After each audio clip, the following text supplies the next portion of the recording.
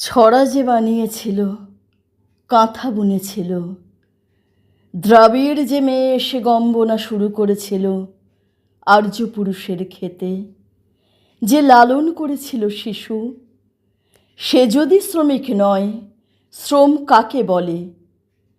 আপনি বলুন মার্কস, কে শ্রমিক, কে শ্রমিক নয়? নতুন যন্ত্রের যারা মাস মাইনের কারিগর, শুধু তারা শ্রম করে।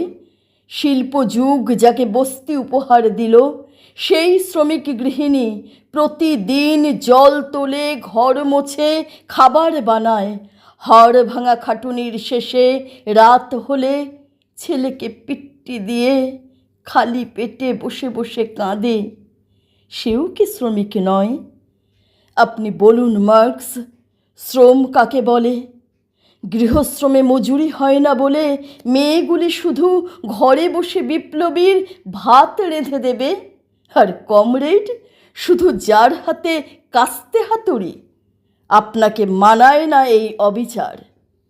কখনো বিপ্লব হলে পৃথিবী স্বর্গরাজ্য হবে, শ্রেণীহীন রাষ্ট্রহীন আলো পৃথিবীর সেই দেশে।